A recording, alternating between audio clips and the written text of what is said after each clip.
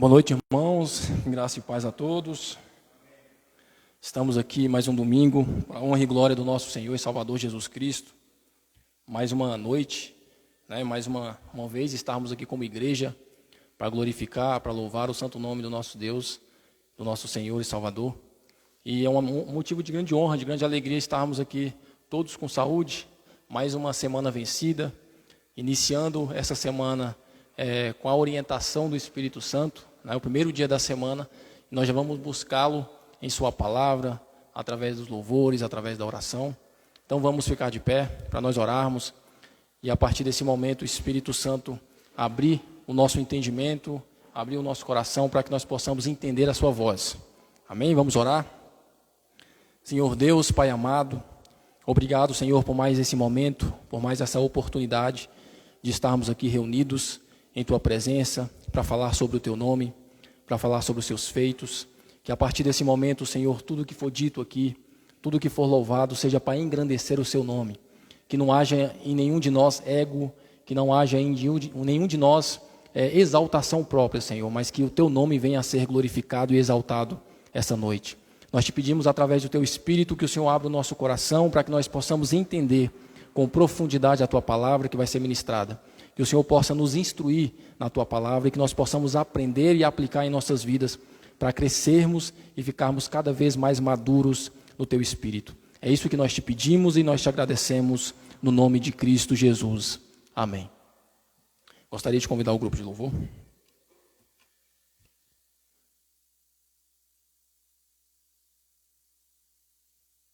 Olá, irmãos, boa noite, graça e paz. Vamos louvar o nosso Senhor com um hino.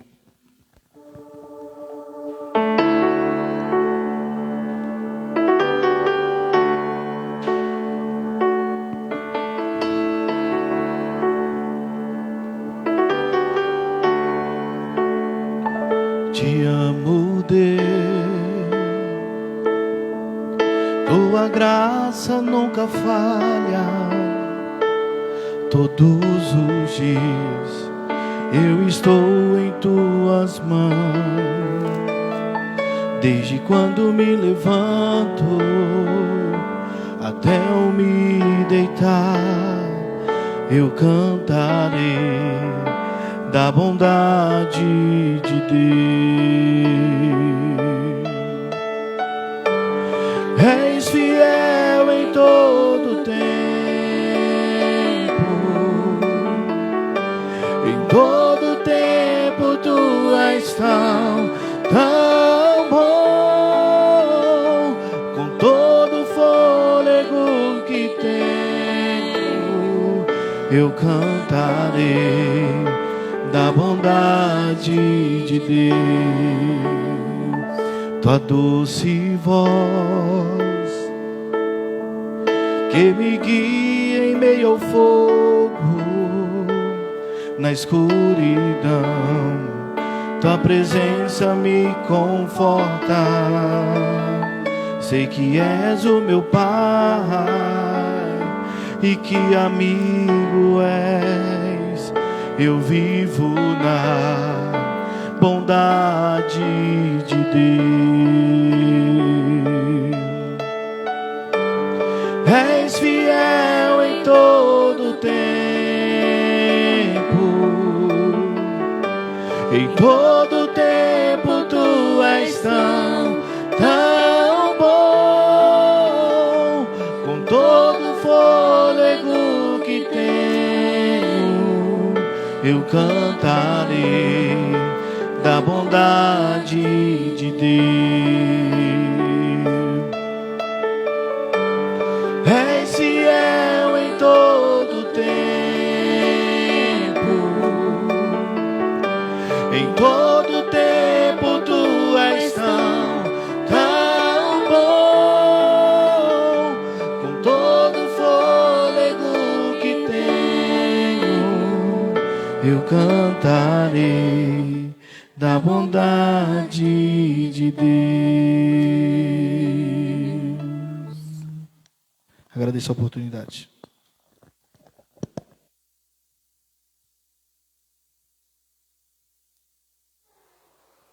Amém. Glória a Deus, né? Deus ele é bom a todo tempo. Nós que somos instruídos em sua palavra, nós sabemos que a bondade de Deus é um atributo dele. É a essência dele ser bom, né? E muitas vezes, muitas coisas acontecem nas nossas vidas, que na nossa visão, na nossa perspectiva humana, parecem ser ruins, parecem ser coisas que vêm para nos desagradar, né? Muitas vezes são sofrimentos, muitas vezes são decepções, angústias, mas se você é um filho de Deus, se você é um cristão verdadeiro, Deus ele continua bom. E pode ter certeza que todas essas coisas se transformarão em uma bondade para contigo, seja nessa vida ou seja na vida eterna. Porque as suas obras são boas, a sua essência é bom e Ele é bom por excelência. Então Deus ele é bom o tempo todo, né? Como a gente sempre fala, a sua bondade ela é manifestada, seja ela nós entendendo ou não. Ele vai continuar sendo bom e continuar com a sua essência naquele mundo que Ele criou, neste mundo que nós vivemos. Essa música ela fala de um atributo de Deus importante e que muitas vezes nós só pegamos esse atributo e nós só analisamos do lado perspectivo humano. Porém, no lado espiritual e no lado da sua deidade, da sua divindade, a gente pode ver Ele atuando e sendo bom o tempo todo, independentemente dos nossos problemas, independentemente do nosso modo de viver, do nosso sofrimento. Ele vai continuar sendo bom, porque a palavra diz que Ele é um ser bom. Amém? E através desta noite nós vamos trazer um tema importante, um tema que é muito pregado. Eu, pelo menos, já ouvi falar muito desse tema. A gente vê muitas pregações a respeito desse tema. É um tema que vai ser trazido pelo pastor Rafael na carta aos Filipenses, e é sobre a paz que excede todo o entendimento. Eu acredito que todos os irmãos, se não ouviram falar, no todo já ouviu falar da paz, né, como meio meio de Deus, como sua essência, como algo que Ele tem para nós. Então, a gente vai falar sobre isso, a gente vai dar uma introdução breve, eu tenho certeza que o pastor vai trazer de forma mais aprofundada.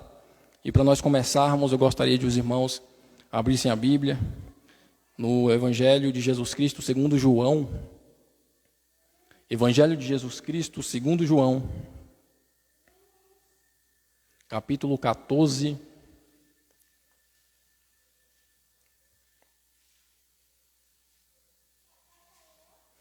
verso 27.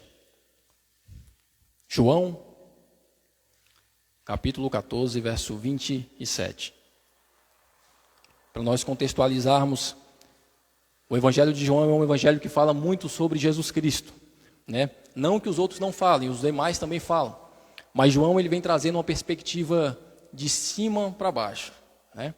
A gente chama o Evangelho de João como um evangelho que fala trazer sobre a divindade de Deus. Quando a gente vai estudar o atributo, né, de Cristo, da divindade dele, né, dessa coisa de ele ser um com o Pai, a maioria dos textos que a gente vai embasar está no Evangelho de João, justamente porque João quer mostrar ao mundo que Jesus é Deus.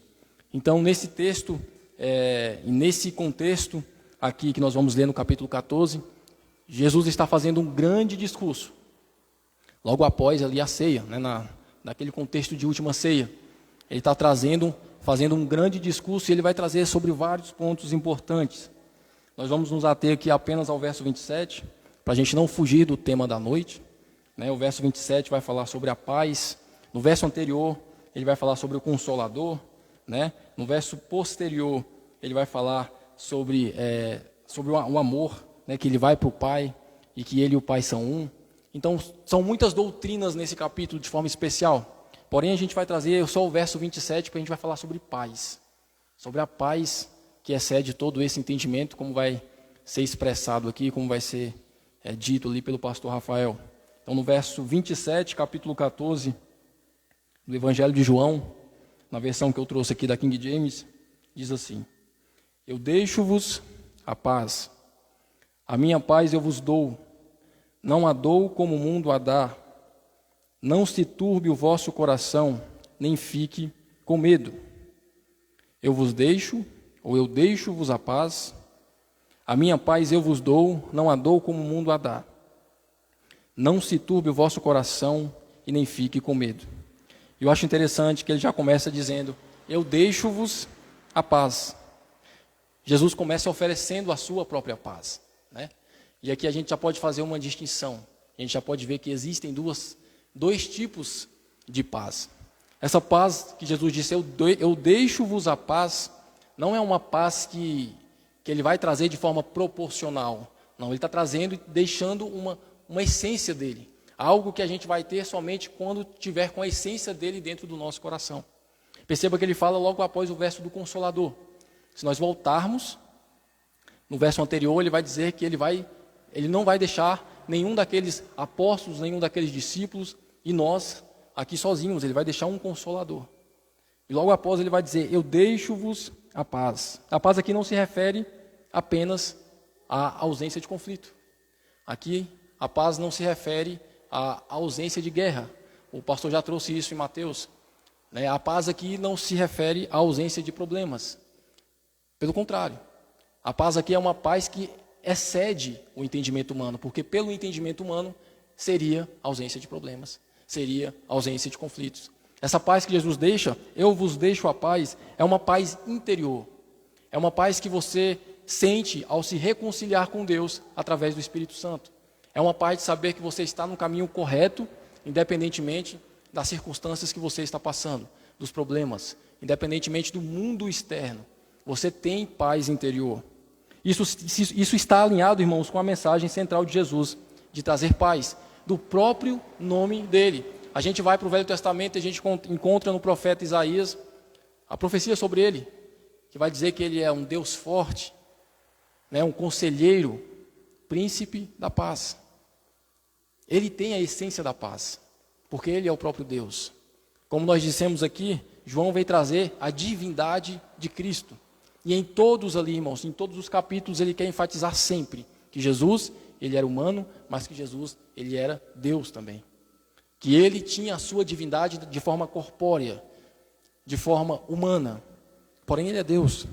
E essa paz que Jesus deixa não é uma paz humana. Eu deixo-vos a paz. E ele enfatiza isso. Ele continua, a minha paz eu vos dou.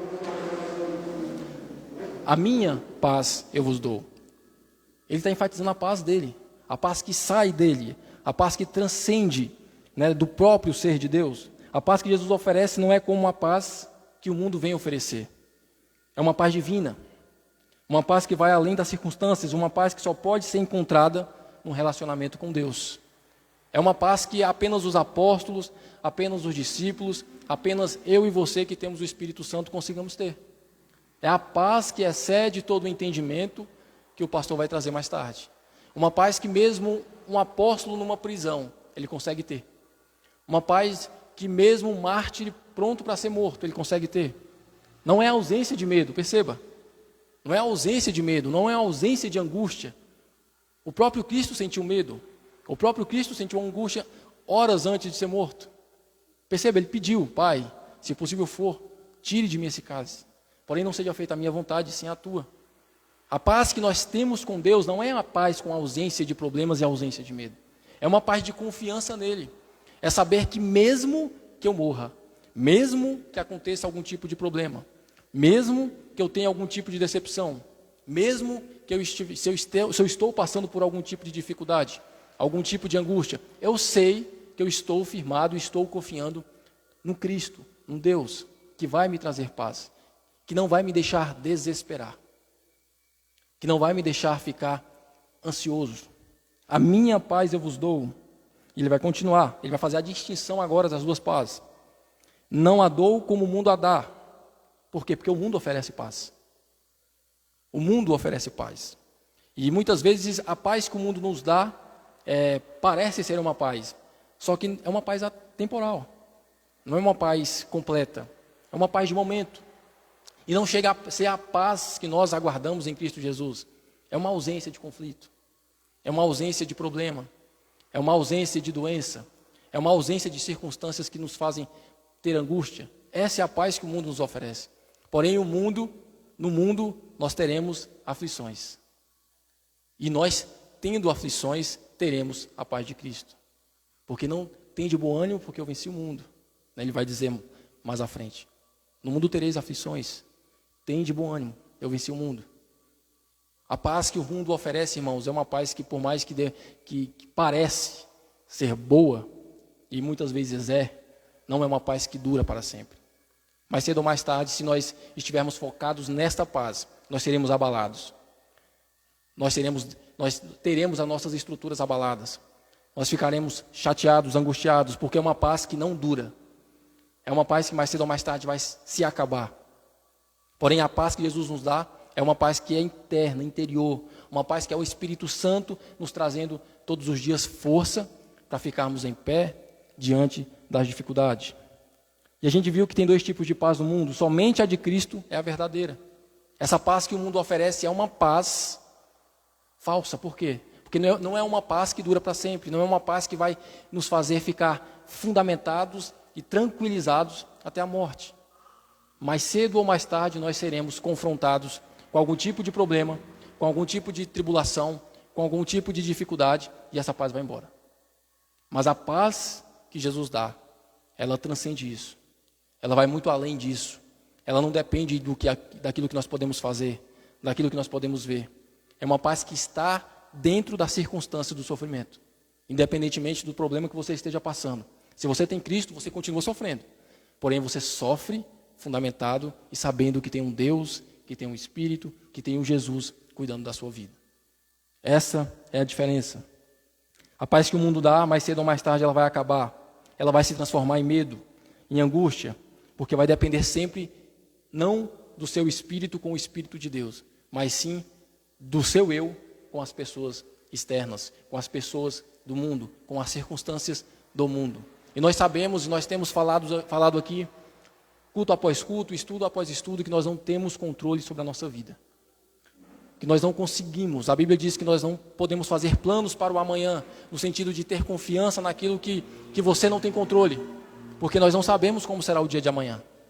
Então viver achando que tem paz, viver achando que você está no controle da sua vida, na verdade é tolice. É algo que você, mais cedo ou mais tarde, vai perceber que não tem. E quando você perceber que não tem, se você não tem fundamentado na sua vida a paz de Cristo, a paz que excede todo o entendimento, a paz que passa daquilo que nós podemos ver, ou daquilo que nós podemos sentir, você e eu vamos cair no medo, na angústia, no sofrimento. Mas a paz de Cristo, ela traz confiança. E ela traz confiança em uma pessoa, em Deus. Ela traz confiança em uma pessoa, em Cristo.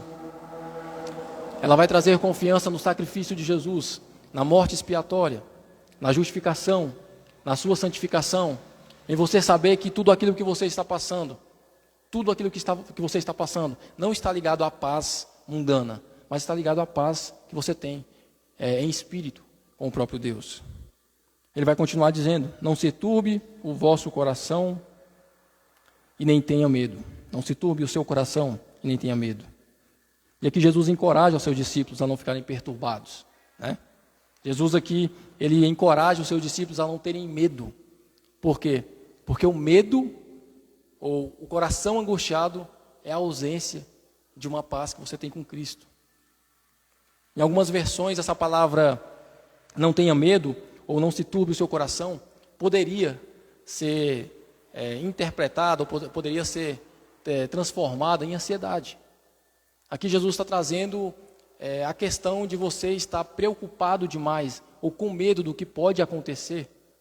E isso é a ausência da paz com Deus. Perceba que no verso anterior ele vai falar justamente do Consolador. Não tenha medo. Eu estou indo, mas vocês não vão ficar só. Eu estou indo, mas eu vou enviar o Consolador. Eu preciso ir para que o Consolador seja enviado. Não tenha medo. Não se turbe o seu coração. Isso mostra, irmãos, a confiança de Jesus na paz que Ele oferece. Porque Ele está indo, só que Ele está deixando o Consolador, o próprio Espírito Santo, que é um com o Pai também. O próprio Espírito Santo, que vai falar tudo aquilo que Ele ensinou, que vai ouvir do Pai e dele para nos ensinar.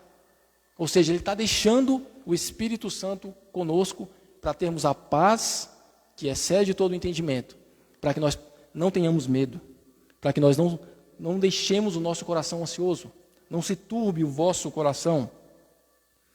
Ele está dizendo para os discípulos assim, que mesmo diante das situações difíceis, mesmo diante das ameaças que ele seria morto, Muitos apóstolos ali seriam mortos posteriormente.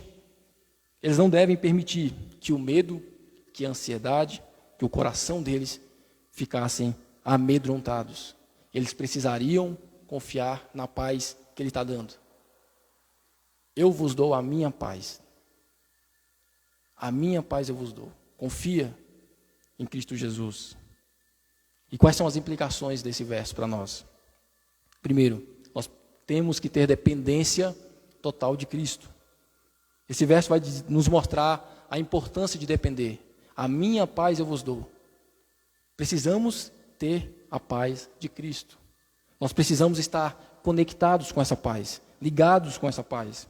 Os cristãos são chamados a confiar em Cristo, sabendo que essa paz ela vai transcender as preocupações. Nós não podemos confundir a paz do mundo com a paz que Deus, que Cristo nos dá. Porque quando nós confiamos nisso, nós temos uma leitura errada do que é a paz de Deus. Porque quando a gente tem problemas e dificuldades, a gente acha que a gente não está vivendo com paz. Mas o texto não vem dizer isso. O texto vem dizer exatamente o contrário. A paz é a paz em meio às dificuldades. A paz é a paz em meio às angústias. Perceba que Jesus está dizendo isso na última ceia. Prestes a ser entregue, prestes a morrer. Ele está dizendo, eu vos dou a paz, a minha paz. A paz depende exclusivamente de Jesus. Nada no mundo vai te dar essa paz que só Deus dá. A minha paz eu vos dou. É uma paz que se origina nele. Nada do que você busque, dinheiro, fama, bens materiais, bens sociais, nada do que você fizer vai trazer a paz que Jesus oferece. Porque a paz se origina nele. E para ter essa paz dele, você precisa ter o Espírito dele. A paz é exclusivamente dele. O homem sem Cristo é um homem sem paz. A gente pode ver muitos ímpios vivendo vida boa, muitas pessoas que não creem em Deus tendo uma vida perfeita aos nossos olhos, com ausência de problemas, sem dificuldade. Porém, Deus sabe que no fundo, no coração dele, não tem paz. Essa paz que ele tem não é a paz dada por Cristo. E somente essa paz dada por Cristo é uma paz eficaz, que conforta, que traz tranquilidade para a alma. Eu vos deixo a paz, a minha paz eu vos dou. Nós dependemos de Cristo, nós dependemos de Jesus para ter essa paz. A outra implicação é que existe essa diferença entre paz divina e a paz do mundo. E nós que somos cristãos, nós somos chamados a considerar essa diferença e entender essa paz oferecida. Como eu acabei de falar, a gente precisa entender que não é porque você está com ausência de problema que você está vivendo em paz. Muitas vezes a gente pode chegar em famílias com entes destruídos, com famílias destruídas, com problemas, né, com morte, só que tem um cristão ali que está em paz, com dor, com angústia, com sofrimento, mas tem uma paz de Cristo. Não é o problema ou a ausência do problema que faz você ter ou não a paz.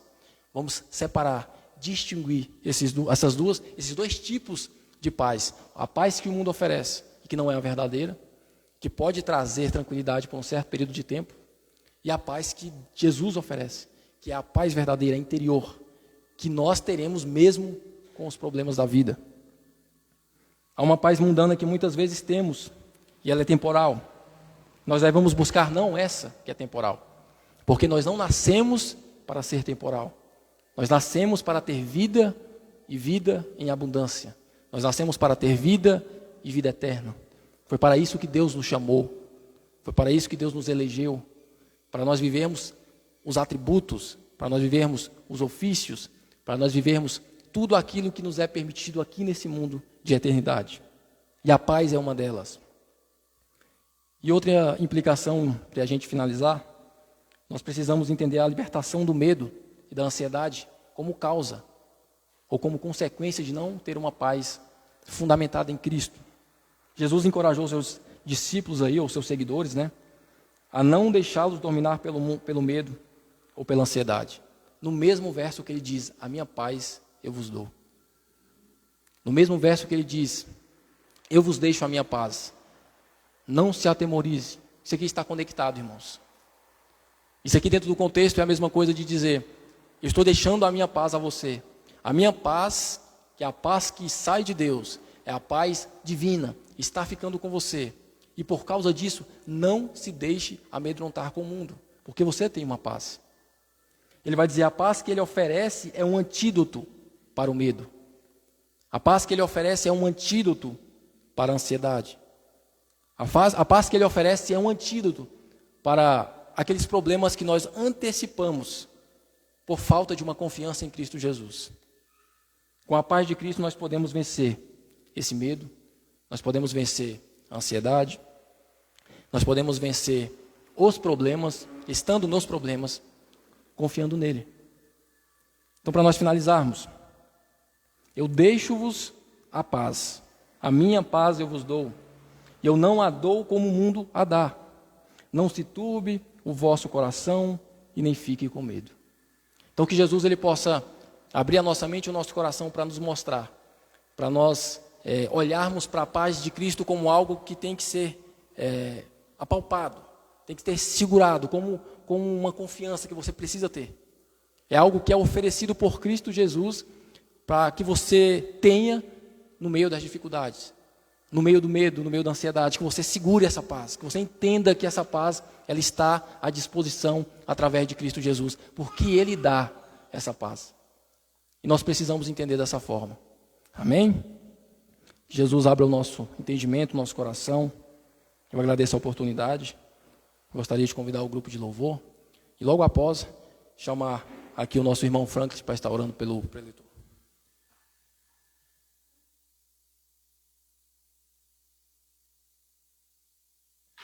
Saúdo a igreja com a graça e a paz do Senhor, amém?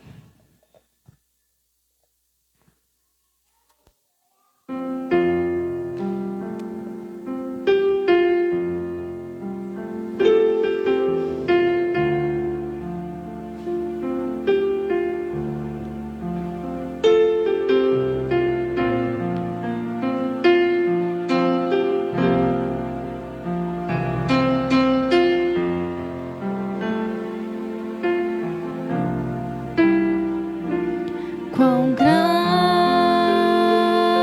é meu Deus, cantarei quão grande é meu Deus, e todos hão de ver quão grande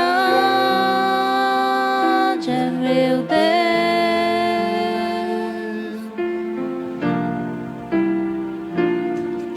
Com esplendor de um rei, em majestade e luz, faz a terra se alegrar, faz a terra se alegrar. Ele é a própria luz, e as trevas vão fugir, tremer com sua voz, tremer com sua voz. Quão grande é meu Deus, cantarei quão grande é meu Deus, e todos hão de ver quão grande é meu Deus.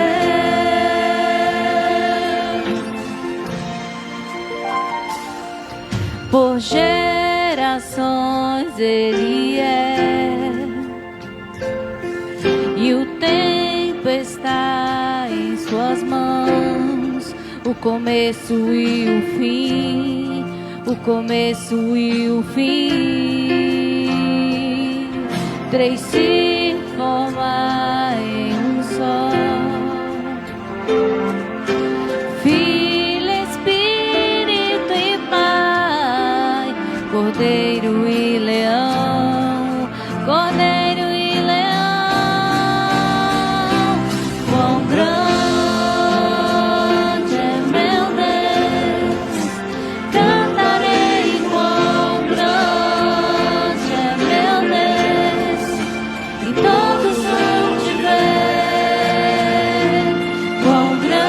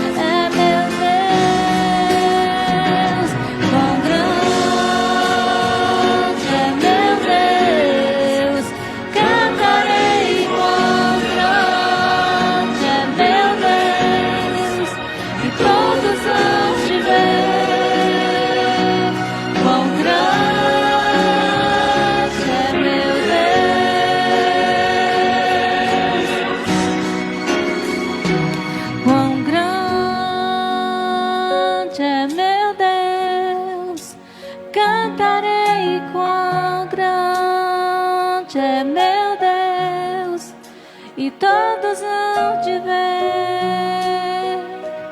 Quão grande é meu Deus. Agradecemos a oportunidade.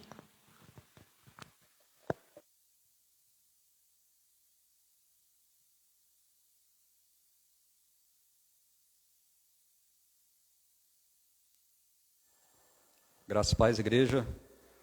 Glória a Deus. Vamos ficar de pé, vamos orar. Amém. Senhor nosso Deus, Pai amado, Pai querido, Pai santo, graças nós te damos, ó Deus, por termos esse privilégio de estarmos reunidos na tua casa. Neste momento, ó Pai, que a tua palavra será ministrada, nós te pedimos, ó Deus, que o Senhor venha abrir a nossa mente, abrir o nosso coração, o nosso entendimento, para que a gente possa aprender mais de ti, ó Deus, para que nós possamos também aplicar, ó Pai, aquilo que o Senhor tem nos ensinado, para a honra e glória do teu santo nome. Capacita-nos, ó Deus, e tira de nós tudo aquilo que atrapalha, tudo aquilo, ó Deus, que porventura venha a roubar nossa atenção nesse momento, que nós possamos estar conectados de forma profunda contigo, para a compreensão da tua palavra. Abençoa a vida do pastor Rafael, capacita-o cada dia mais, e que ele possa, Senhor Deus, trazer das tuas verdades para as nossas vidas, para a edificação do teu corpo. É o que nós te pedimos em nome de Jesus. Amém.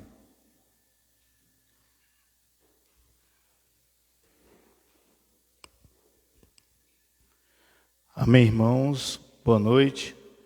Graça e paz da parte de nosso Senhor Jesus Cristo.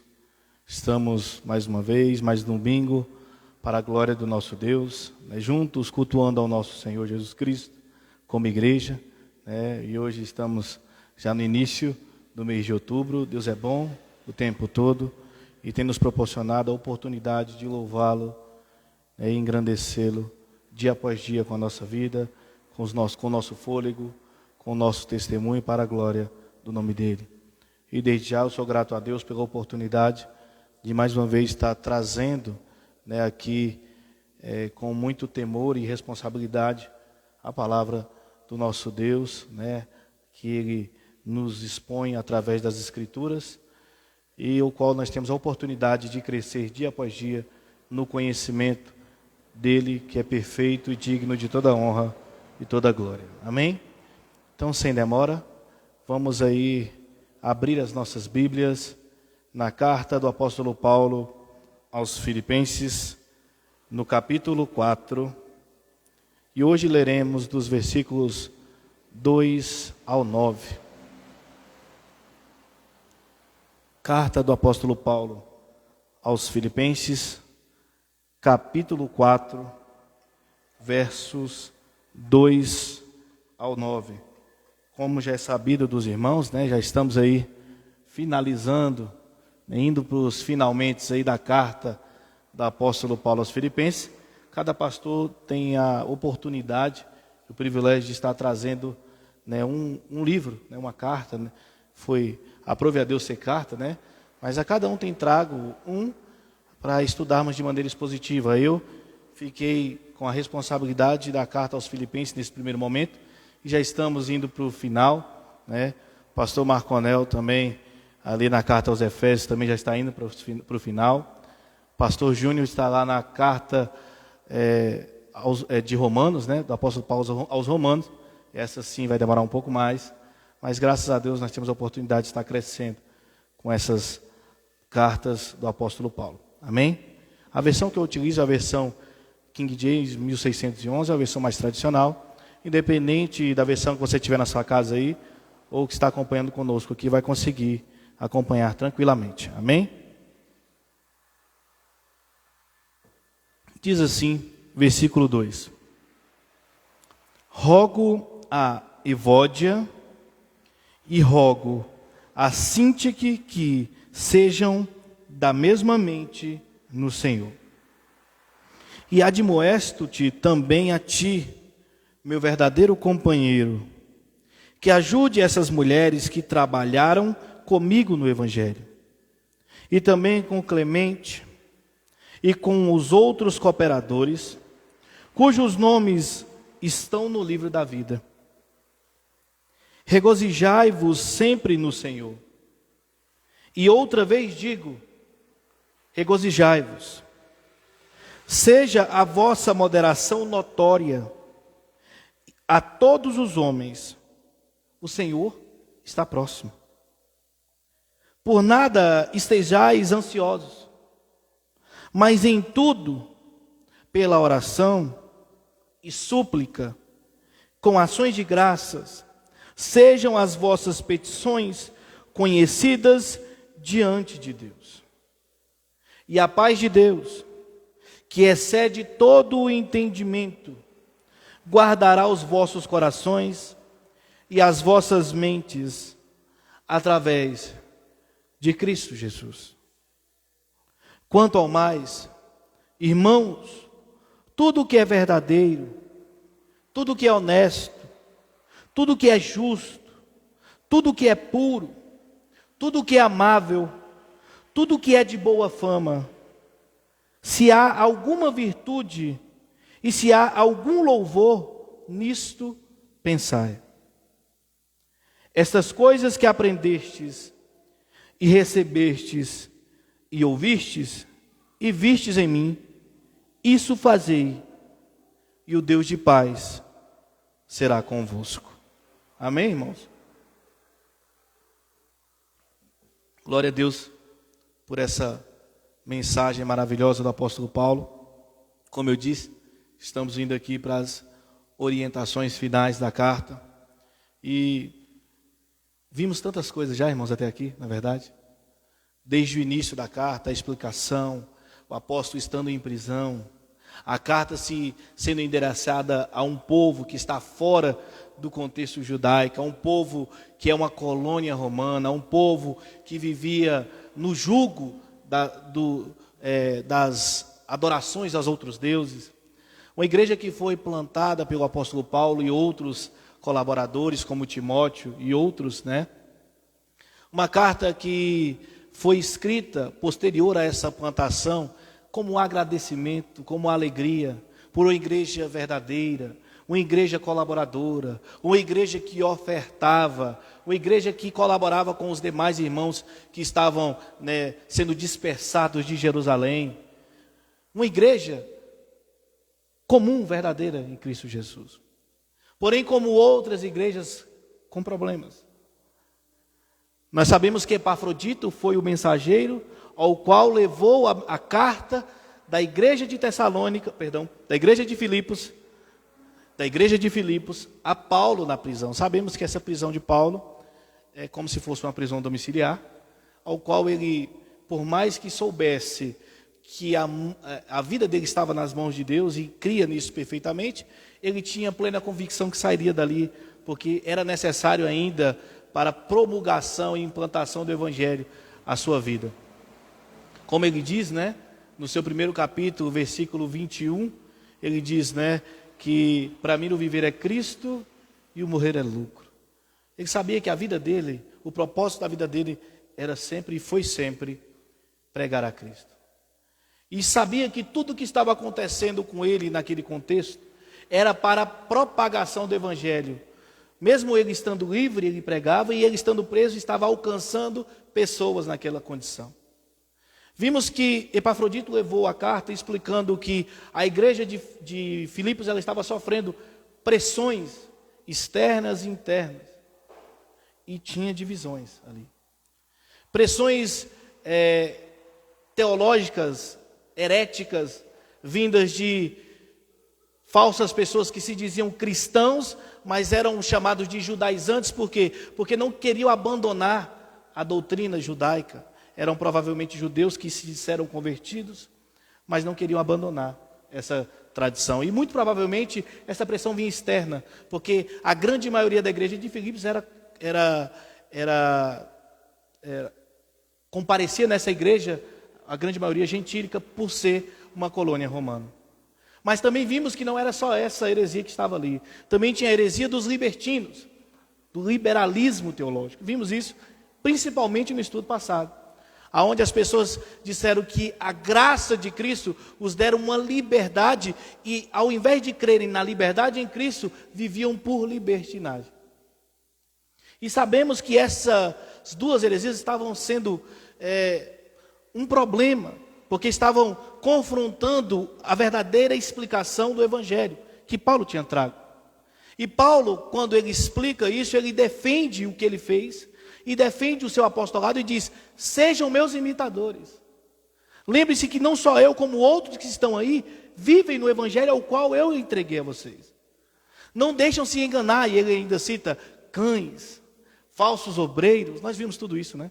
Sabemos disso já. E vimos no estudo passado, para entrar aqui, justamente sobre os libertinos. E ele termina no versículo 1 dizendo, do capítulo 4, nós vimos isso no estudo passado, na última pregação a qual eu trouxe: portanto, meus amados irmãos, meus queridos, minha alegria e coroa, estai assim firmes no Senhor, meus amados.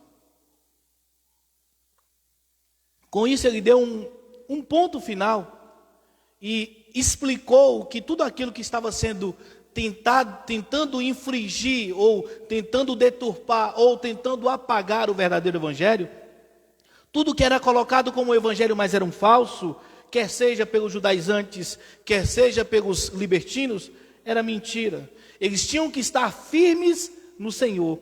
E eu até vou citar o versículo, se os irmãos puderem voltar aí comigo, versículo do capítulo 2, versículo 2, 3, né? E 4, esse é o versículo chave da carta.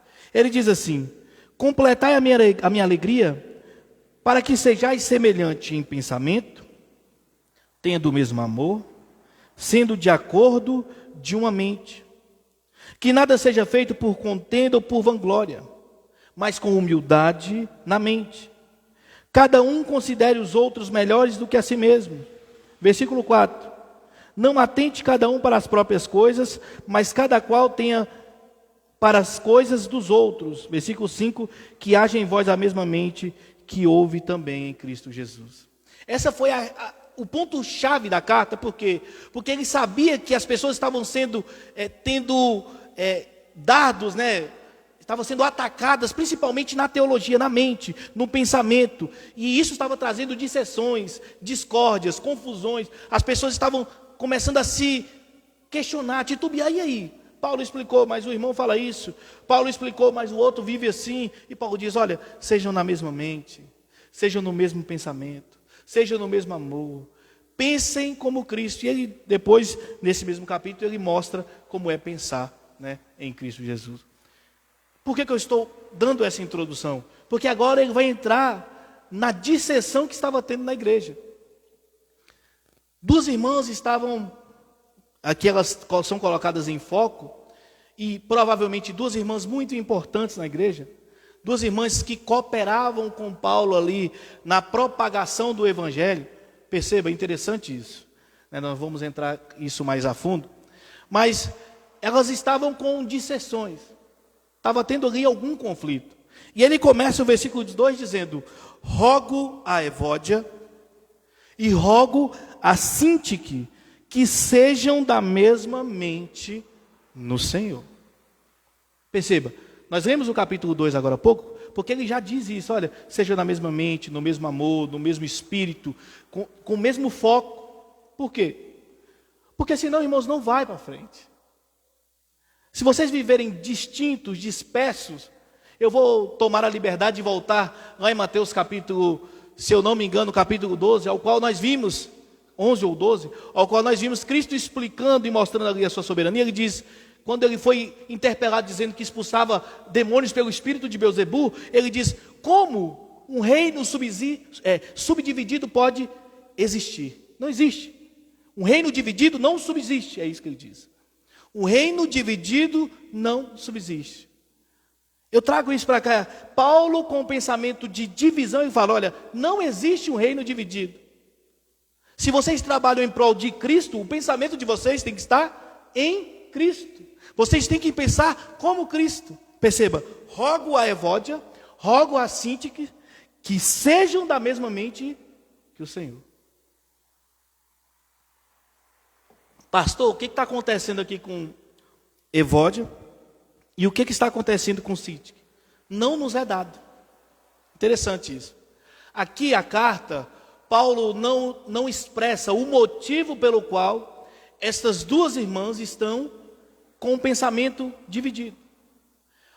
Qual é o motivo que essas duas irmãs estão com dissensões, que é o que ele diz lá no capítulo 2. Esse é o problema da dissensão na igreja. E perceba, aqui Paulo coloca em foco, por quê? Porque por mais que essas duas irmãs não são tidas como líderes, porque a liderança da igreja não era dada às mulheres, elas eram mulheres importantes para a propagação do evangelho. Eram irmãs que colaboravam com Paulo na igreja. Eram irmãs que foram fundamental na igreja de Filipos. Aqui, nós já vemos que Paulo deixa claro que a mulher tem um papel muito importante na igreja de Cristo, Por mais que não é dado o cargo de liderança, de diretriz, de cabeça, de chefia para a mulher na igreja, como nós já sabemos que isso não diminui, pelo contrário, isso mostra que a igreja do Senhor ela tem várias áreas, e todas essas áreas são ocupadas pelas mulheres, menos a liderança. Paulo deixa claro aqui, essas mulheres são importantes porque colaboraram. Olha o que ele diz, versículo 3: admoesto-te também a ti, meu verdadeiro companheiro, que ajude essas mulheres que trabalharam comigo no evangelho. Elas fizeram o papel de cristã, evangelizaram. Elas estiveram com Paulo, elas ajudaram Paulo. Se os irmãos lembrarem, não é difícil, entender essa questão, porque nós sabemos que no próprio ministério de Cristo, mulheres estavam à sua volta, ajudando na cooperação do evangelho, ajudando na promulgação do reino de Deus, inclusive financiando o ministério de Jesus, sabendo então que a mulher é de fundamental importância no evangelho de Cristo.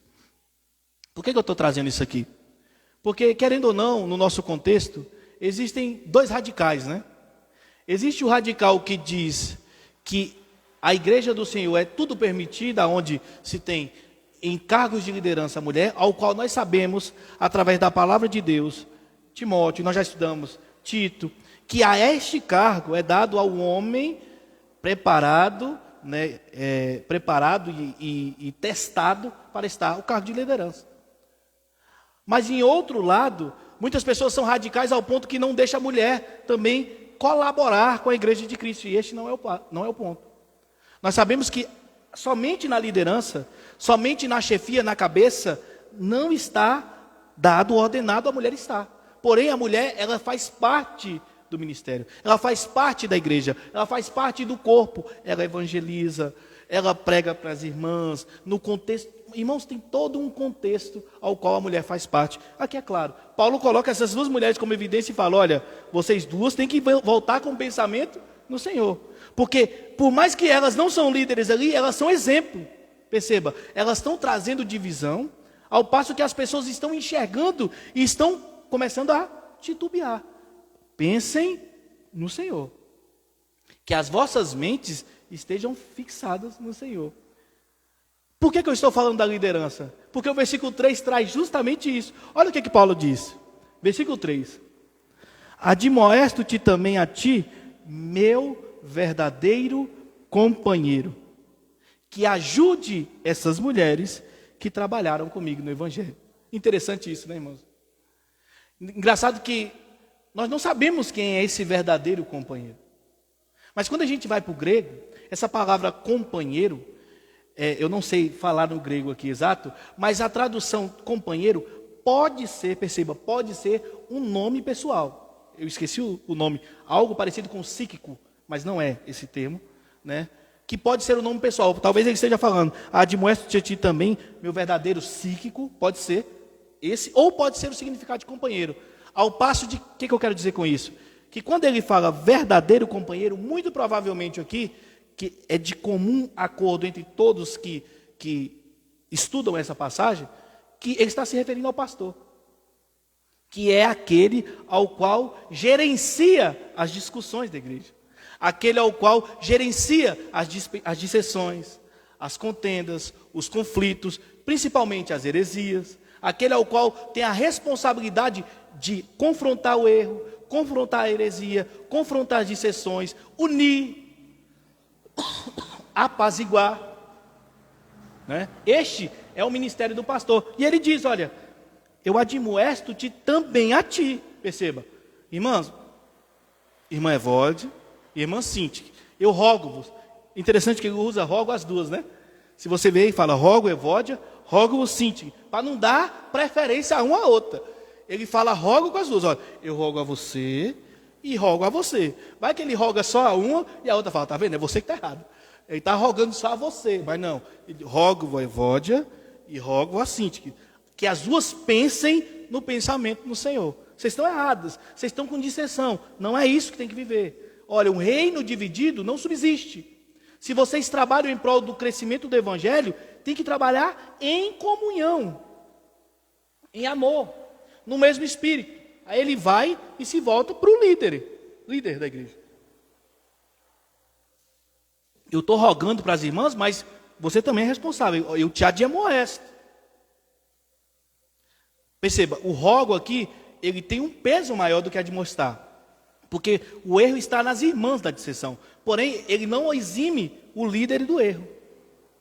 Ele fala, eu admoesto também a ti, meu verdadeiro companheiro, que ajude essas mulheres. Então, o papel do líder da igreja é justamente esse.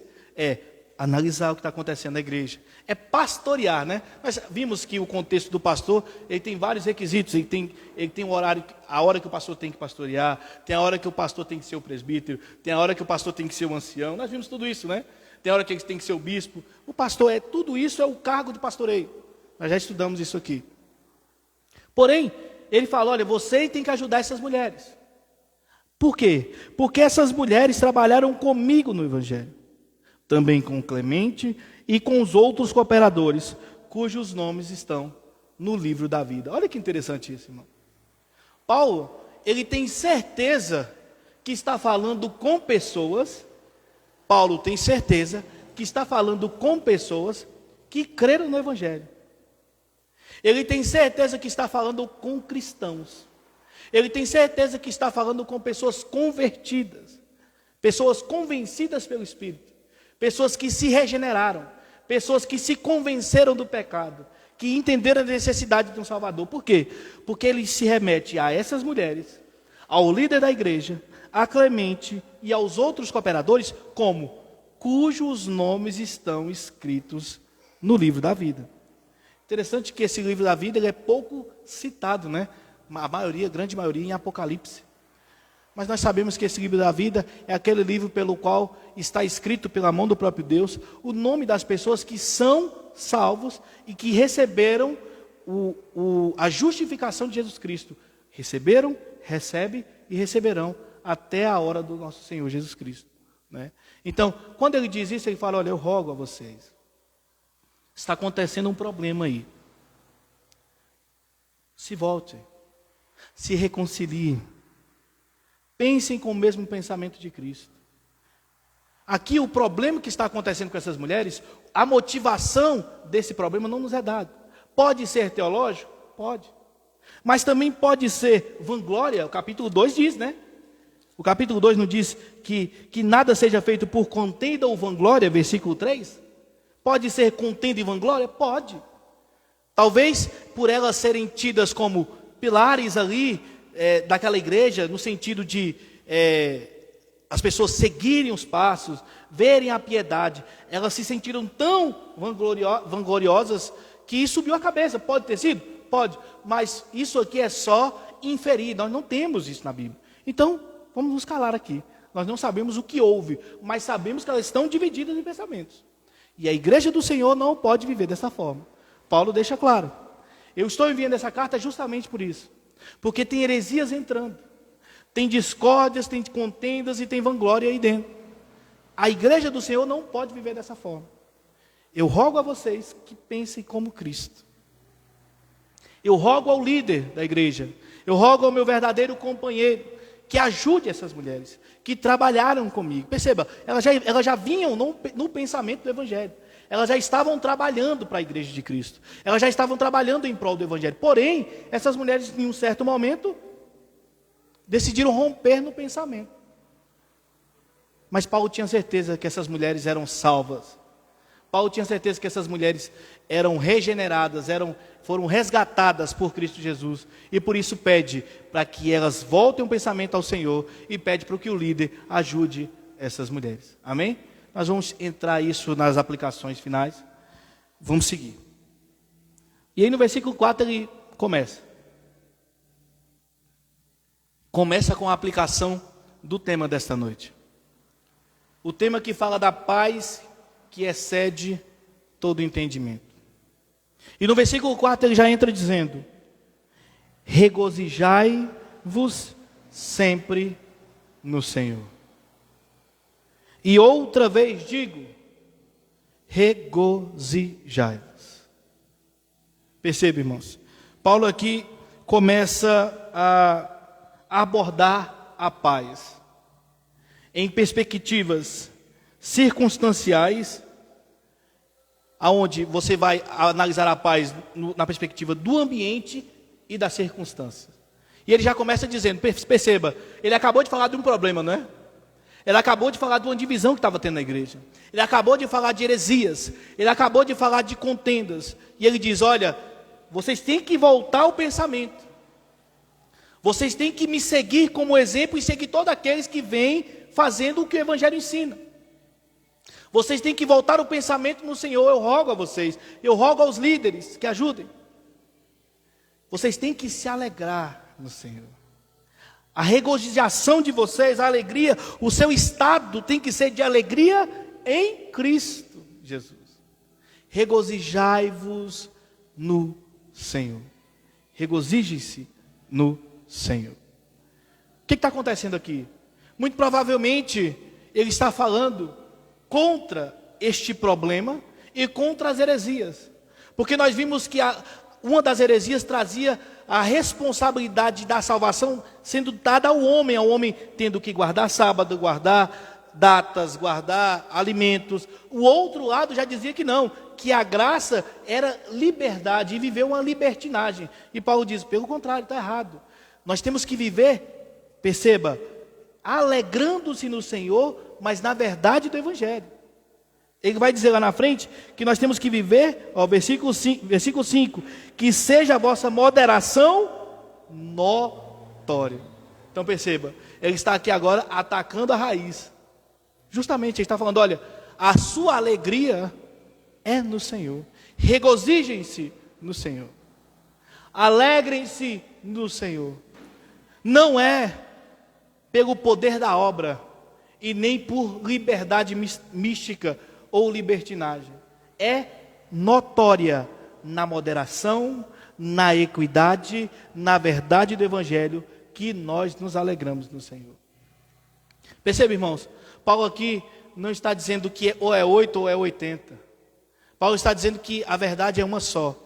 Que Cristo salva, que Ele liberta, que Ele transforma, mas que Ele age de acordo com os padrões que Ele mesmo estabeleceu. Na sua verdade, na sua justiça, no seu amor, na sua bondade, na sua paz. Porém, tudo isso nos é dado através do Evangelho de Cristo. Nada fora, nada que nós possamos acrescentar e nada que nós precisemos tirar. Nada que nós precisemos acrescentar e nada que nós precisemos abandonar do Evangelho. Não, o Evangelho é a verdade de Cristo. E ele diz, que seja a vossa moderação notória a todos os homens. Então, primeiro ele ataca a alegria, ele fala, olha, a sua regozijação não tem que estar, perceba, em guardar sábado, em guardar domingo, em guardar alimento, em guardar festas, em circuncisão, não é. A sua alegria é no Senhor. A regozijação tem que ser no Senhor, mas também não é libertinagem. Não é você viver desmoderado, aquém das coisas de Deus. Não é você viver na libertinagem, viver achando que graça é uma libertinagem, que a graça te capacita a fazer o que você quer, todas as coisas. Não, existe um milímetro, existe uma moderação. E ele diz, a alegria é em Cristo, mas com moderação. que seja a vossa moderação notória, todos os homens. Notória a todos os homens. Interessante, irmãos. A igreja do Senhor, ela tem que ser moderada. Ela tem que ser altruísta, ela tem que respeitar os outros. O texto aqui fala sobre amabilidade, é algo que se espera dos cristãos e do líder da igreja, né? Ela tem que ser notória, porque a moderação faz parte da reputação da igreja. A reputação da igreja é ser moderada, é viver em equidade. É viver em equidade o quê? Do evangelho. Na verdade do evangelho. É ser santa, ser pura, ser verdadeira no evangelho. Moderada. Que a vossa moderação seja notória a todos os homens. Perceba, essa é a reputação da igreja. E existe um motivo, qual é? O Senhor está próximo. Lembra que a gente falou que Paulo estava na eminência e na esperança que Cristo voltasse já? Paulo vivia dia após dia esperando o Senhor voltar. Essa é a verdadeira esperança de todo cristão. É estar na eminência, na esperança que nosso Senhor volte. Que Ele venha e resgate a sua igreja. Que o número de pessoas, que a contagem dele finalize e que nós sejamos resgatados deste mundo pecador, deste mundo vil, deste mundo imperfeito. E que nós sejamos levados com Ele. Capítulo 14, que o pastor Marconel acabou de ler aqui, né, vai falar justamente sobre isso, né, que ele fala que se não tivesse um local, ele diria que ele faria um lugar. E prepararia e nos levaria para junto a Ele. É essa a nossa vontade. Estar junto com Ele. E ele fala, a reputação da igreja tem que ser moderada. Então, quando ele fala isso sobre a alegria e sobre a moderação, ele está falando justamente atacando as heresias que estavam combatendo, que estavam tentando disseminar dentro da igreja. Primeiro ele ataca o problema da dissensão, ataca as duas heresias e agora ele parte para a paz, né? Ele fala. Versículo 6, perdão. Por nada estejais ansiosos, mas em tudo, pela oração e súplica, com ação de graças, sejam as vossas petições conhecidas a Deus. E a paz de Deus, que excede todo entendimento, guardará os vossos corações e as vossas mentes através de Cristo Jesus. E aqui agora, ele entra naquilo que o pastor Marconel acabou de trazer para a gente, né, com grande maestria. Sobre a problemática da preocupação, do medo, da ansiedade. Qual é o contexto? O contexto aqui, o que está acontecendo? Uma igreja que está sendo bombardeada por heresias e dissensões. Ao passo que Epafrodito é encarregado de levar essa mensagem. Ao passo que Epafrodito quase não chega levando essa mensagem. Ao passo que Epafrodito ele tem a responsabilidade de trazer de volta essa mensagem, porque essa igreja ela está temerosa pelas heresias, temerosa pelas dissensões e temerosa pelo que será, qual será o futuro dessa igreja, qual será o futuro dessas pessoas. E Paulo deixa claro, não sejam ansiosos por nada sejas ansiosos, por nada sejas preocupados. Nós sabemos que, já estudamos sobre isso em Mateus, né? Mateus capítulo 6, Jesus Cristo vai falar sobre a ansiedade, né? Versículo 25 ao 34. E ele vai dizer que a ansiedade não pode nos representar, não pode estar como um padrão na nossa vida, porque nós vivemos crendo em um Deus que pode todas as coisas. Porque Ele cuida dos pássaros, Ele cuida das plantas, Ele cuida como um bom pai de tudo isso, quanto mais dos seus filhos.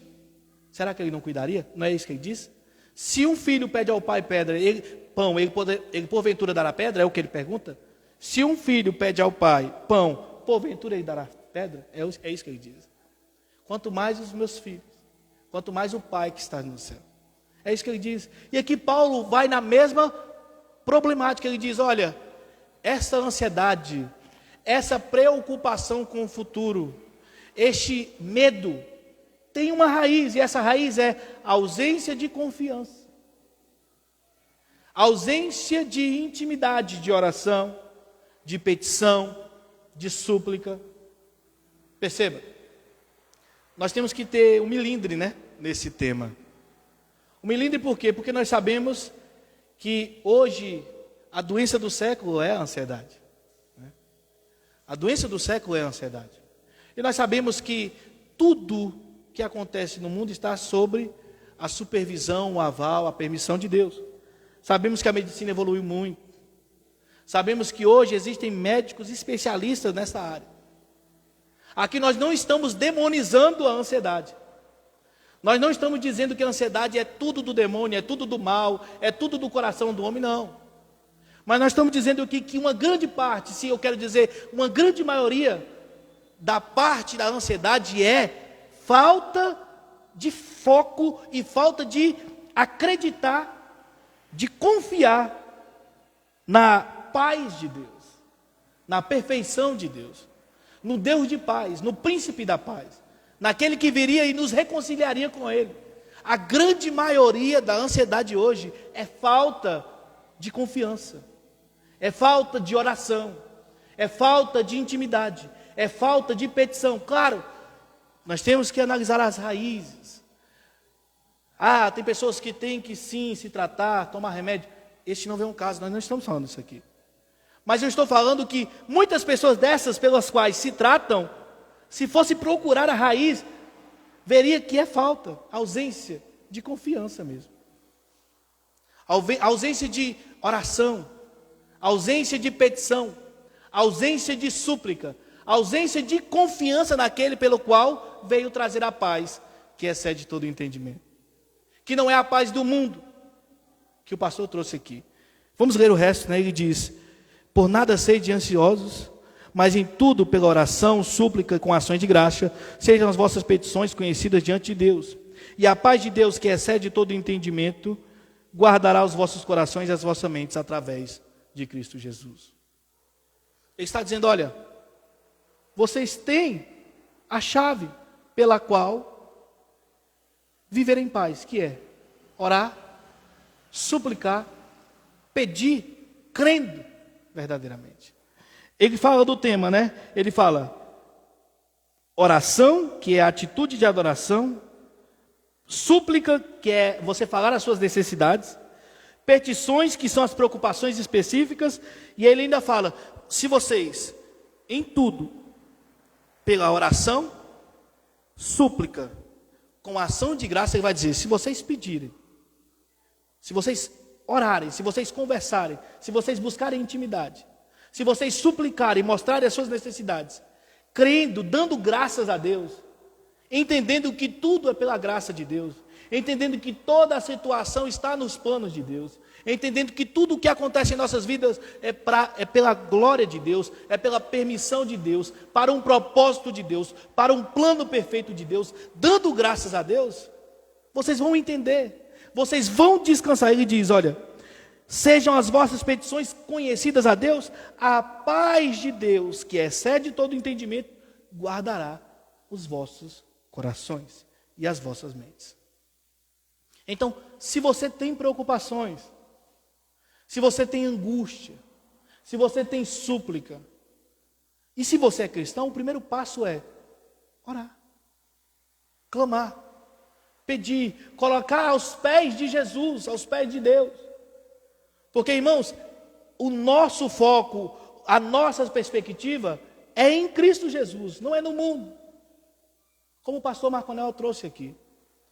Jesus Cristo, ele diz, eu deixo-vos a paz. Eu vos dou a minha paz eu vos dou. Não é a que o mundo dá. Eu dou a minha paz, não a que o mundo dá. E esta paz, irmãos, como o pastor deixou bem claro aqui, não é ausência de problema, não é ausência de conflito, não é ausência de guerra, não é ausência de medo, de temor, não é. Não é você deixar de ser perseguido, pelo contrário. Mas é em meio a todas essas situações, você com ações de graças, clamando, suplicando, pedindo e orando, você será guardado pelo nosso Senhor Jesus Cristo com calma, com sobriedade, com certeza, com convicção, que o mesmo Deus, que o mesmo Senhor, que em tudo foi tentado e que em tudo venceu, que em tudo foi flagelado e tudo suportou, você será também guardado. Você será guardado pelo Deus de paz. Ele vai guardar não somente as suas preocupações, mas a sua mente. Talvez você está preocupado com o cotidiano, Ele guarda. Talvez você está preocupado com a sua família, Ele guarda. Talvez você está preocupado com as tribulações, Ele guarda. Talvez você está preocupado com o pensamento errado, com heresia. Ele guarda o coração, Ele guarda a mente. Como o próprio Jesus diz, buscai primeiro o reino de Deus e a sua justiça, e as demais coisas serão vos acrescentadas. Não sedes ansiosos por coisa alguma. Em tudo, pela oração e súplica, com ação de graça, sejam as vossas petições conhecidas diante de Deus. E você pode me falar, passou mais, lá em Mateus capítulo 6, o próprio Jesus Cristo diz que antes de você pedir ao seu Pai, o Pai que está em secreto conhece o desejo do seu coração. Mas é interessante, irmãos, que mesmo Ele conhecendo, Deus sempre nos requer de nós uma responsabilidade. E a nossa responsabilidade para com Cristo é confiar, crer, ter fé que em tudo nós temos que dar graças, que em tudo nós somos guardados, que tudo coopera para o bem daqueles que amam a Deus e que vivem de acordo com seus propósitos. Paulo está preso, irmãos. Paulo está encarcerado. E ele sabe que a vida dele está nas mãos de Deus. Ele sabe que se ele morrer é para a glória de Deus. Ele sabe que se ele ficar vivo é para a glória de Deus. E isso é crer.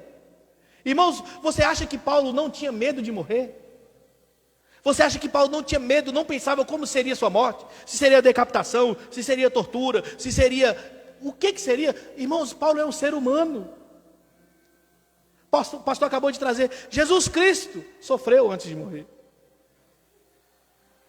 A questão aqui não é o que vivencia, mas é no que confia. Não é no que vê, mas é no que crê. Não é na perspectiva da visão, mas é na perspectiva da fé, da consciência, da racionalidade em um Deus que nós cremos. Então perceba, não é demonizando o problema. Não é demonizando as problemáticas da vida, do mundo. E perceba, Paulo não está dizendo aqui que o nosso dia a dia nós temos que largar de mão. Não. Ele não está dizendo que as nossas responsabilidades nós temos que abandonar. Não. Ele está dizendo de preocupações que te atrapalham. De preocupações que te freiam. De preocupações que te limitam. Ele diz, não tenha medo. A paz que eu deixo excede todo o entendimento. A minha paz eu vos dou. E eu não dou como o mundo dá. Não tenha medo. Não sejam ansiosos com coisa alguma. Apresente a Deus a sua súplica, apresente a Deus as suas petições, crendo, dando ações de graça, e saiba que o Deus de paz, que excede todo entendimento, guardará o seu coração, guardará a sua mente. Através de quem? Através de Jesus Cristo. Irmãos, se Paulo está dizendo, se Deus permitiu Paulo escrever isso, é porque isso se concretiza. Se você estiver passando por um problema, se você estiver passando por uma tribulação, não pense que você vai ser liberto da. Não pense que você vai ser tirado do. Pode ser que seja? Pode. Mas o que Deus promete é te guardar. Guardar o seu coração. Guardar a sua mente. Para que você confie em meio a. Que você confie no meio da. Que você viva, que você confronte, que você siga, que você persevere, que você caminhe, mesmo que você morra a fio de espada. Que não é o caso do nosso contexto, mas naquela época era. Mesmo que você fosse martirizado, como naquela época, hoje não acontece mais. Você ia ter paz. Porque a paz que o mundo dá, como o pastor Marconel trouxe aqui, é um apaziguamento. É como se fosse um acalento de conflito. É como se te desse uma sensação de fim de problema, de fim de tribulação, mas Deus não é Deus de mentira, e muito menos de confusão. Tudo o que acontece na vida, na nossa vida, nós sabemos que tem um propósito e uma permissão de Deus. Sabemos que tem erros, tem consequências de pecado, que tem tribulação, que tem prova, mas que tudo tem um plano.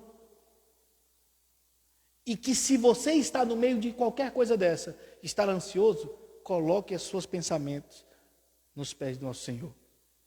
Com súplica, com oração e com ações de graça. Porque esse Deus, que excede todo entendimento, Ele guardará os nossos corações e as nossas mentes.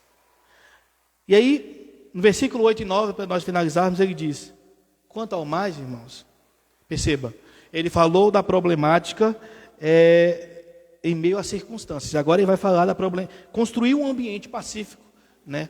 Ele falou da paz em meio às circunstâncias. Agora ele vai nos orientar a construir um ambiente pacífico para nós vivermos em paz.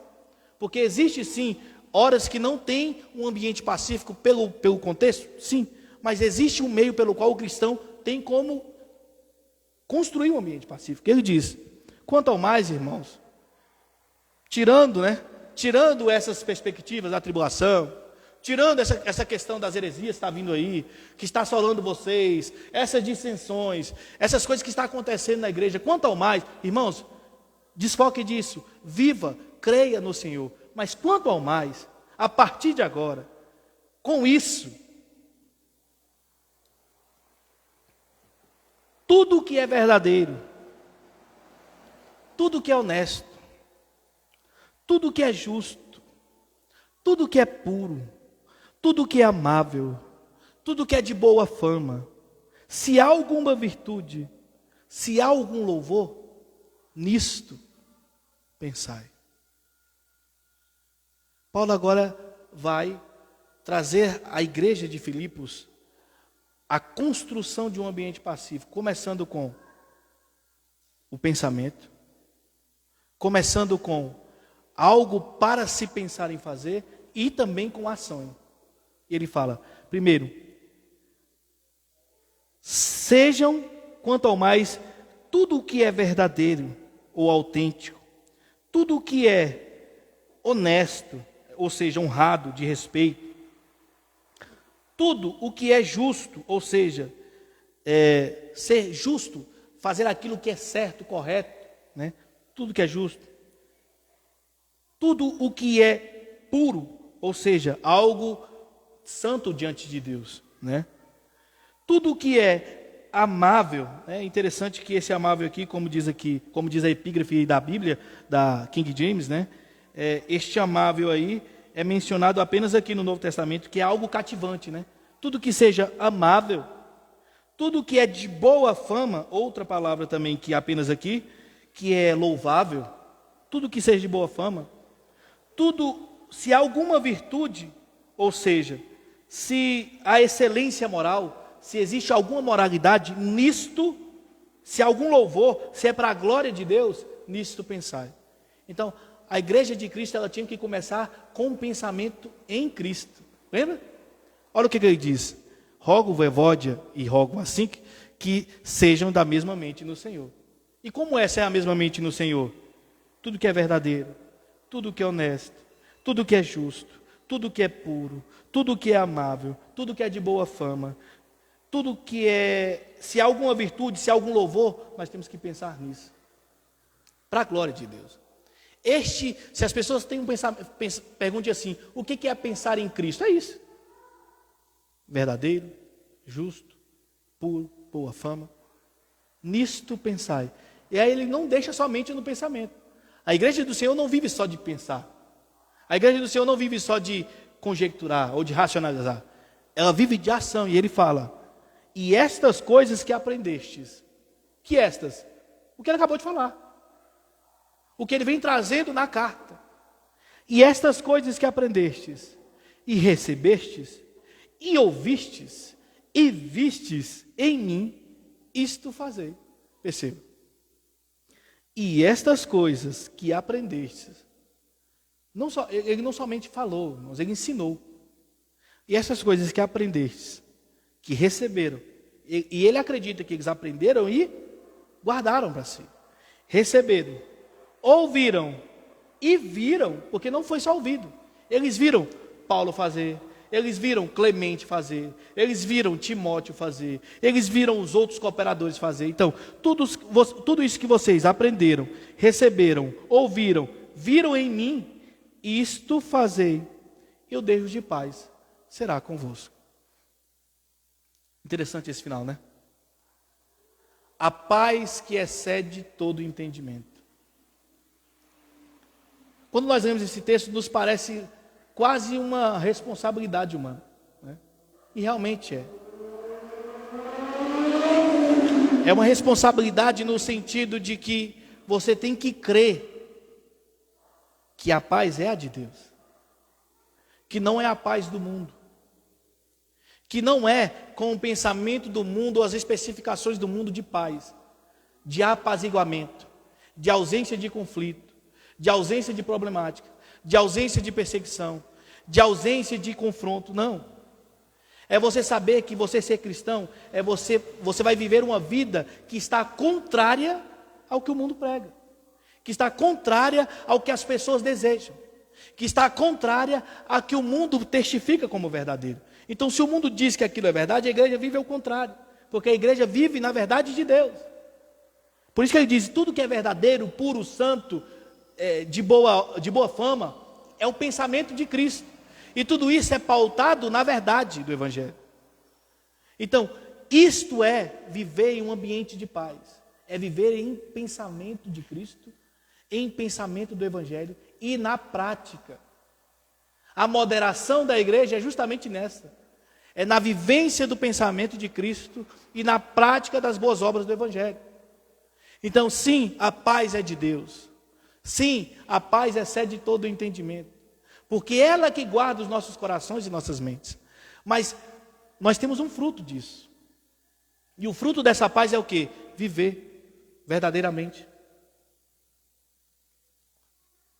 Viver de maneira pura, viver de maneira santa, viver de maneira justa, viver de maneira honesta, viver em boa fama, viver de maneira moderada, aplicando verdadeiramente o que aprende do Evangelho, o que vê do Evangelho, o que ouve do Evangelho. Esta é a moderação da igreja do Senhor. Vivendo assim, a paz que excede todo entendimento, o Deus de paz, como diz aí no final do versículo 9, será convosco.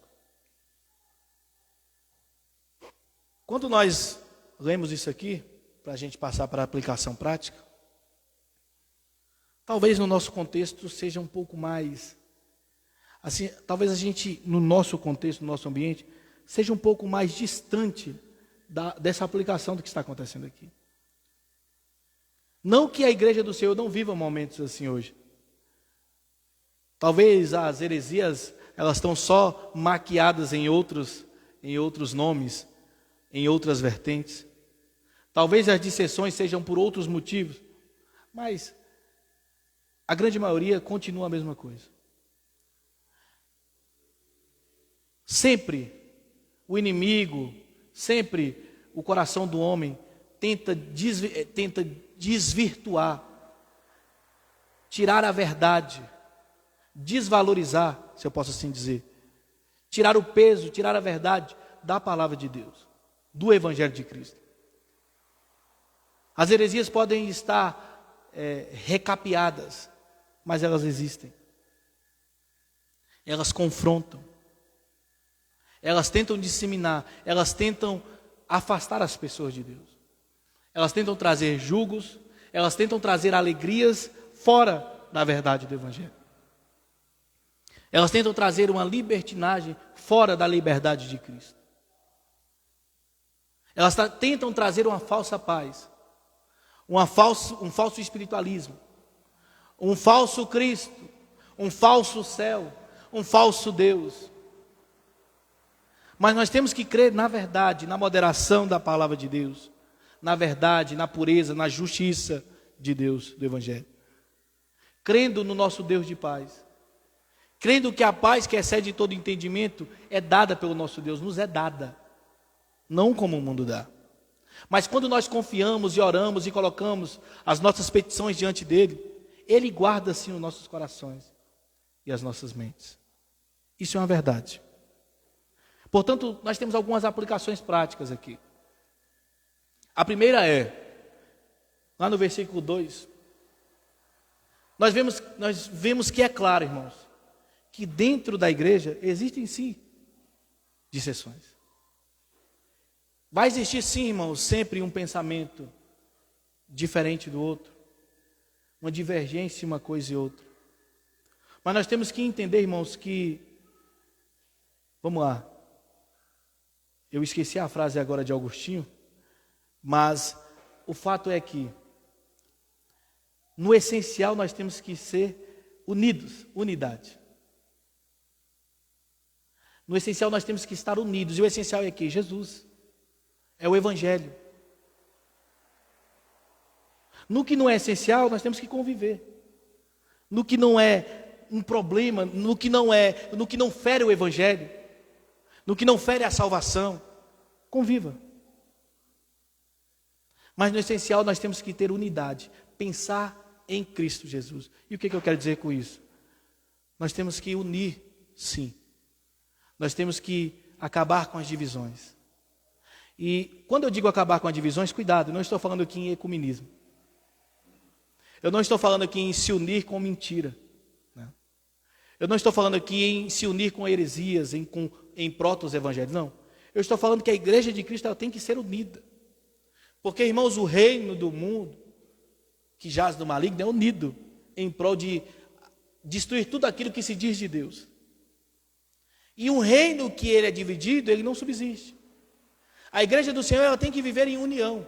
Como Paulo roga a Evódia e a Sintique, eu rogo à igreja, a nossa igreja, a igreja de Cristo, que vive em união.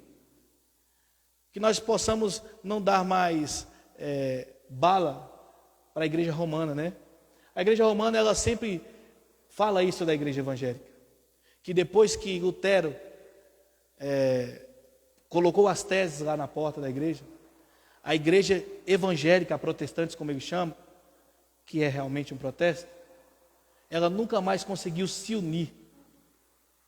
Ela só vive em divisão.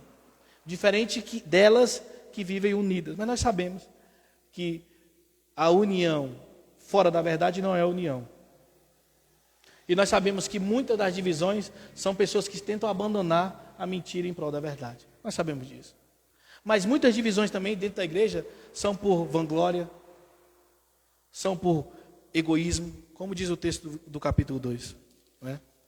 São por contenda, vanglória, falta de humildade, falta de reconhecer o que é de Deus, falta de amar ao próximo, que nós possamos viver em união, sem vanglória, sem contenda.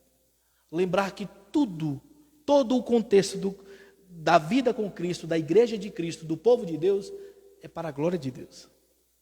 É pelo poder de Deus. É pela justificação de Cristo. É pela obra redentora do Espírito. Tudo é meritório de Cristo, de Deus. É um plano perfeito, ao qual eu e você somos agraciados e temos o privilégio de fazer parte. E temos a responsabilidade de viver pensando em Cristo. Então existe dissensões na igreja? Existe, mas não é o certo. Existem discussões na igreja? Existem, mas não é o correto. Existem discussões no meio da liderança das igrejas? Existem, mas não é o viver em Cristo, como Paulo ensina. Paulo traz aqui claro, e ele roga, e nós temos que rogar, dia após dia, por nos unirmos em Cristo Jesus. Essa é uma aplicação, a primeira aplicação. A segunda aplicação vai aos líderes, né? Que o líder ele tem a responsabilidade, como diz o versículo 3, de ajudar, de identificar, de unir, ao invés de dispersar. Infelizmente, no nosso contexto não é o que acontece. Numa grande maioria, são lobos em pele de cordeiro, que trazem mais dissensões do que união. Muitas pessoas que encaram a igreja como comércio, como seu, tentando desunir, tentando trazer volume quantitativo, resultados inúmeros, mas o Evangelho de Cristo é pouco pregado. O Evangelho de Cristo é pouco dito, é pouco trazido, é pouco evidenciado, é pouco vivido, é pouco pensado. Mas a igreja do Senhor, ela tem a responsabilidade de viver em Cristo. E essa é uma responsabilidade dos líderes. E a Bíblia é clara em dizer, né? Como Jesus Cristo diz aos fariseus, que eles não entravam e nem queriam deixar os outros entrar no céu. E a esses que são dados, mais é dado, mais é cobrado. E é uma responsabilidade para todos os líderes trazer união, trazer a verdade do Evangelho, pregar tudo o que é puro, justo, correto, verdadeiro, a respeito da palavra de Deus. Essa é uma aplicação também. A terceira aplicação é a alegria. Alegre-se no Senhor. Irmãos, a vida do cristão, ela tem que ser moderada nas atitudes, moderada no ser? Sim. Mas tem que ser moderada com alegria, com ações de graças. A vida do cristão, ela tem que ser com gratidão. Gratidão pela vida, gratidão pela saúde, gratidão pela família, gratidão pelo contexto em que vive, e principalmente, que é o mérito, que é o foco da carta, e é o foco da vida do cristão, gratidão pela salvação, pelo resgate do pecado, pelo abrir dos olhos, pela conversão que nos é dada, que nós somos resgatados, que nós somos convencidos, que nós somos convertidos, que nós somos retirados do lamaçal, que nós somos abertos os olhos, que outrora o Deus desse mundo cegou, muitos ainda estão cegos, e hoje nós temos a oportunidade de estar aqui vendo e ouvindo. Regozije-se no Senhor, alegrem-se no Senhor. A vida do cristão tem que ser alegre, irmãos. É dando ação de graça. E eu já falei do quarto aqui, que é a moderação. Moderação, irmãos, porque nós temos que tomar cuidado com liberdade em Cristo, com libertinagem. Nós já vimos isso aqui. Sabemos que a salvação não é por mérito? Não. Ela é pela obra de Cristo. Mas a obra de Cristo nos traz responsabilidade. E a responsabilidade é o quê? Ser moderado, ter equidade. É viver o que é certo, o que é verdadeiro. É pregar a doutrina de Cristo, a verdade de Cristo, o Evangelho de Cristo. O que é, o que não é, não é. Que a vida do cristão seja sim, sim, não, não. Essa é a verdade. A quinta é não ser ansioso. Como eu disse, irmãos, é a doença do século. Como eu disse aqui, nós temos que ser melindrosos porque nós não queremos demonizar aqui o uso, né, do tratamento médico, da medicação, mas eu vou apelar mais uma vez e dizer, com base bíblica, não estou falando aqui nada extra-bíblico, que a maioria, que uma grande parte, isso eu posso dizer quase 100%, das questões de ansiedade, medo, preocupações com o que vai acontecer, é por não colocar as petições aos pés de Cristo, é por não orar, é por não confiar, é por não crer que este Deus de paz, que excede todo entendimento, guarda o coração e a mente. E você pode me perguntar, pastor, mas eu creio. A Bíblia não mente, irmãos.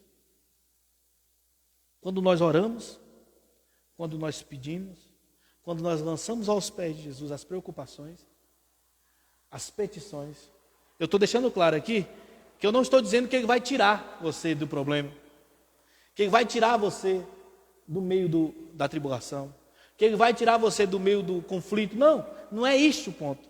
É que Ele vai te guardar, a sua mente e o seu coração, para você ter paz em meio a tudo isso. A você saber conviver com isso e dando graças a Deus, atribuindo a glória a Ele, entendendo que tudo tem um propósito. A responsabilidade humana, a prova, o conflito, tudo. Porque quando nós colocamos essas petições aos pés de Deus, diante de Deus, este Deus de paz, que excede todo entendimento, guardará os nossos corações, como diz o texto. E aos demais, irmãos, o nosso pensamento tem que ser o de Cristo, verdadeiro, honesto, justo, puro, amável, de boa fama, com virtude e de bom louvor. Pensando nisto e vivendo como nós vimos aqui, pregando o Evangelho, vivendo o Evangelho que nós pregamos, refletindo aquilo que nós vivemos, o Deus de paz está conosco. Amém, irmãos? Glória a Deus.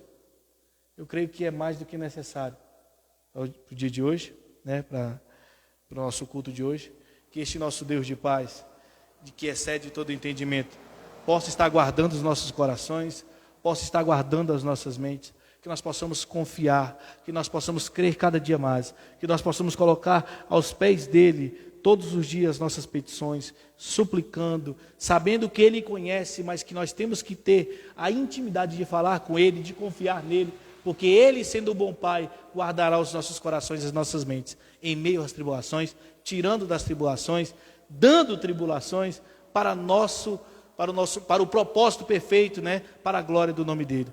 É isso que nós temos e é isso que vamos viver em nome de Jesus. Amém? Que Deus abençoe a vida de cada um dos irmãos. Graça e paz, agradeço a oportunidade. O grupo de louvor está com a oportunidade.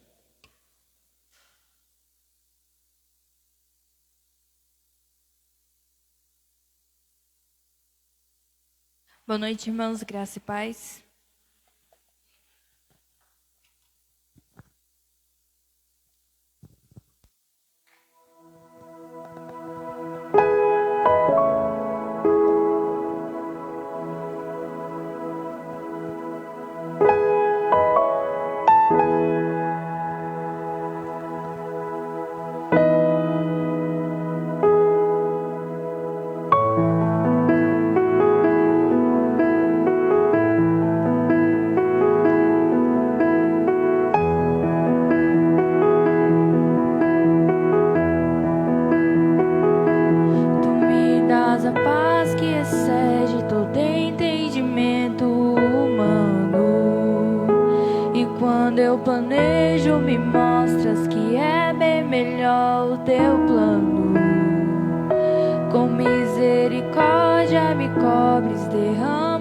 Graça em mim, eu desconheço um outro amor assim.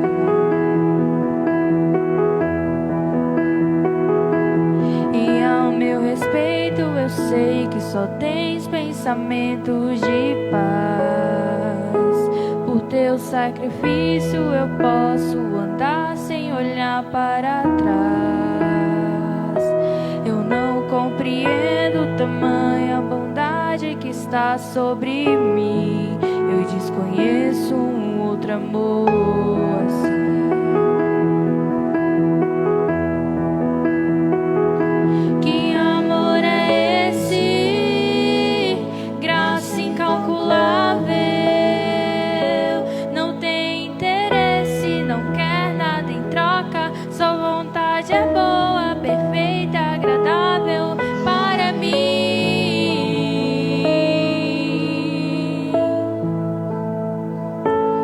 Para mim.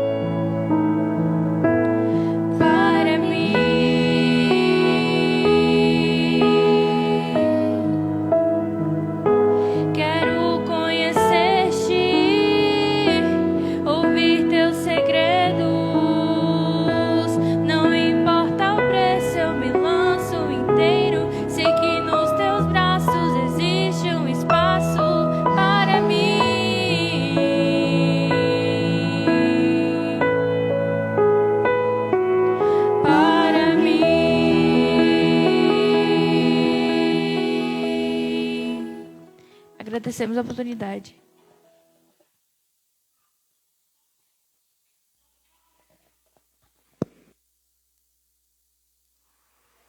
Glória a Deus, palavra abençoada.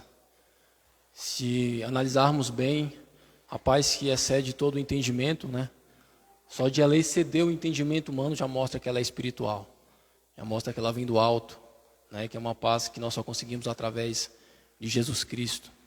Uma palavra gloriosa que nós possamos meditar nela durante a semana, né? Durante esses dias que virão, para que nós possamos estar livres da ansiedade, do medo, da angústia, que nós possamos nos fundamentar cada vez mais em Cristo Jesus, porque Ele é a nossa verdadeira paz, Ele é a paz de Deus que excede o nosso entendimento, é a nossa reconciliação com Deus.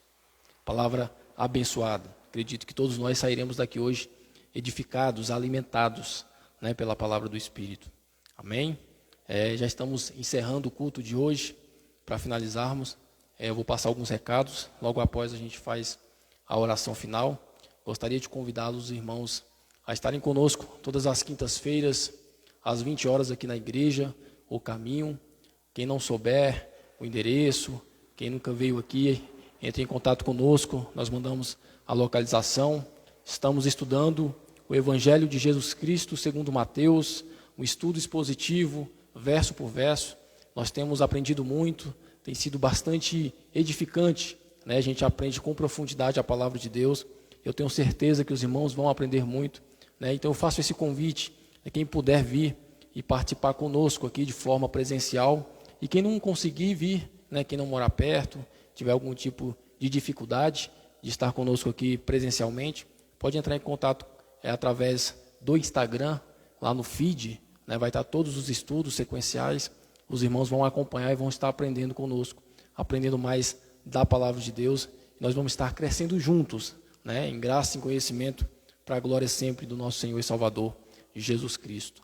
E a partir, na próxima semana, né, domingo que vem, nós temos o culto de ceia. Né? Hoje é dia 1º, então no próximo culto já é o culto de ceia, a partir das 18 horas. Eu convido os irmãos a estarem presentes conosco também, quem assim puder. Amém? Então vamos ficar de pé, vamos orar ao nosso Deus, finalizar o culto. Vamos, a partir desse momento, agradecer ao nosso Senhor por essas palavras, pelos louvores, por estarmos aqui. Senhor amado, Deus Santo, obrigado, Senhor, por nos alimentar com a Tua palavra.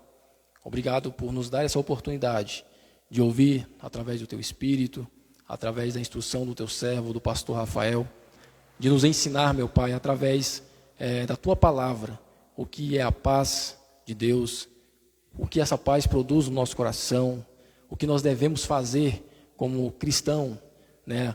Aquilo que nós precisamos fazer, que é orar, suplicar, que é dar ações de graças, pensar em todas as coisas que seja louvável, amável, justo, ocupar a nossa mente, meu Pai, com a Tua palavra, ocupar a nossa mente com aquilo que Te apraz.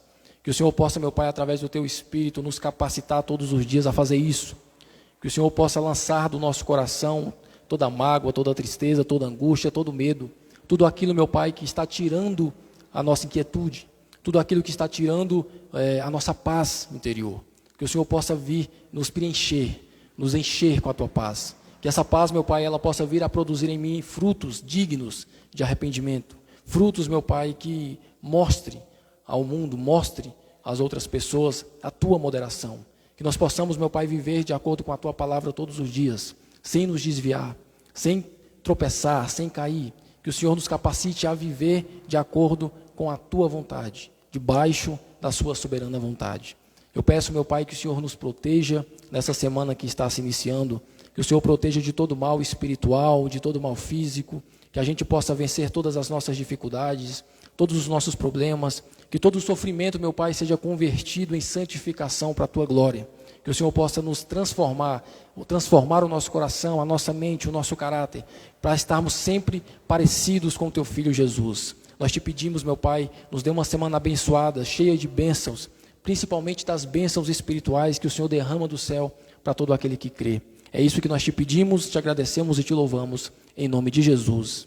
Amém. O culto está encerrado. Graça e paz a todos.